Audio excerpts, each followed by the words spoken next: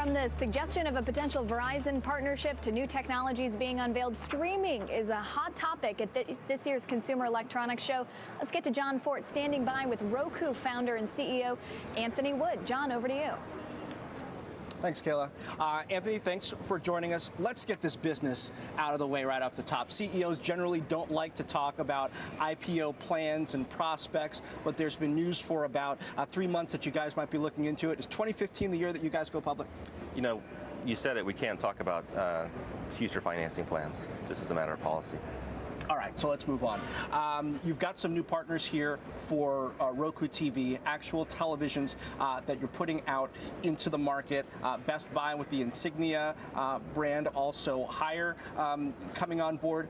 How important are actual television sets to your business? Because most people have associated with streaming boxes in the past. Right, so I mean, obviously people know about Roku's super streaming players, very popular in the United States.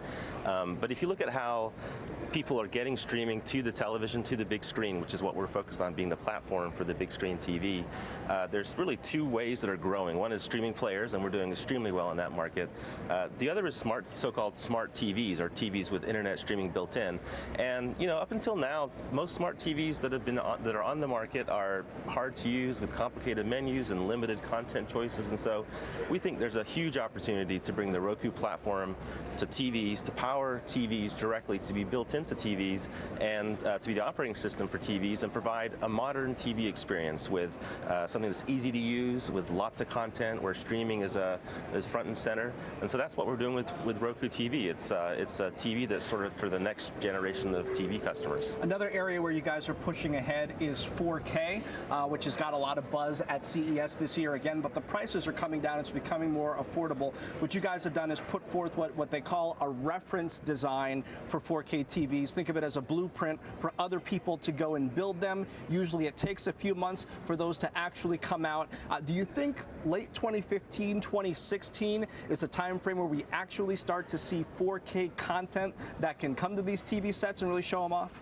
So we're very excited about 4K. It's a technology that's getting rapid adoption by consumers.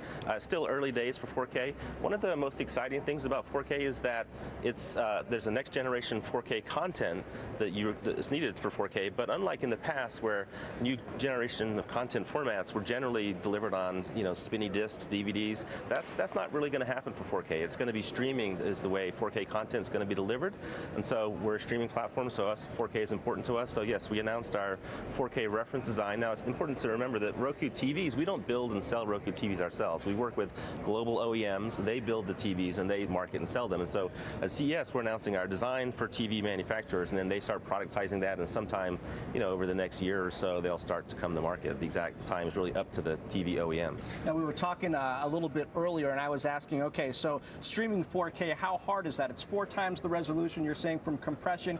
It doesn't take up 4 times the bandwidth. It's not going to slow you down 4x, but probably around 2x, in terms of pushing that data through the pipe to actually get that higher quality stream. Do you think people's broadband is fast enough to handle it? Yeah, I think so. I'm sure that it is. I mean, broadband is getting faster and faster. My house, I have 50 megabit per second Comcast broadband. That's enough to stream 4K and lots of TVs in my house.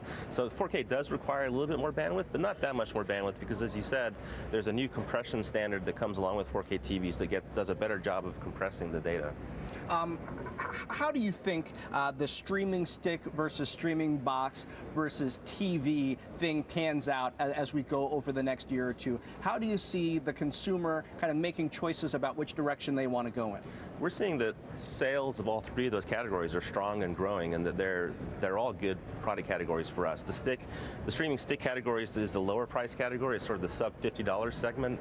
The box is a little bit more full featured. If you want a $99 box, it's got like headphone jacks or faster speed, just a little bit better quality, then that's a great solution. And then if you're buying a new TV, just getting it integrated into the TV from the beginning is a great solution. So there's lots of TVs already out there that are not great streaming experiences. There's 300 million TVs in the US, and so the market for boxes is big, and it's going to be big for a long time. When you see HBO Go starting to offer options outside of cable packages, when you see ESPN now doing the same, what are the implications for your business? What do you think that does for streaming overall and consumer adoption of it over the next year? Yeah, so I think what we're seeing is sort of the continued transition of TV distribution to streaming. I mean, we founded the company based on the belief that all TV is going to be streamed and that all TVs are going to need a platform or an operating system, and that's Roku's goal, is to be the platform in every TV. And that's really starting to accelerate that transition with, like you said, with things like Sling TV, which is launching on Roku, which is a pay TV service distributed over the internet. That's a big change for the industry.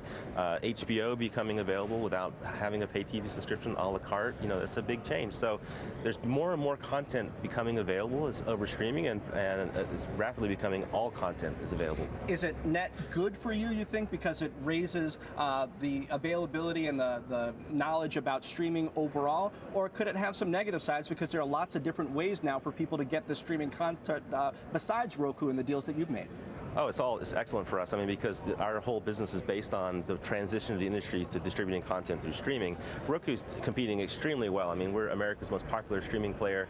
We stream more hours every week than Chromecast, Apple TV, and Fire TV combined. So we're compete very well. We have the Roku TV gets excellent reviews. It gets 4.5 stars out of 5 stars on retailer websites. We have we think the best streaming solution, and when the world transitions to streaming, which it's doing, that's all great for us. Well, if you ever decide to do a road show, that'd be a pretty good line to offer. Anthony Wood, thanks for joining us, CEO of Roku, mum on any IPO plans, so plenty to say about TV reference designs, 4K, and the momentum that Roku's got. Back to you guys. All right, thanks so much, John Fort.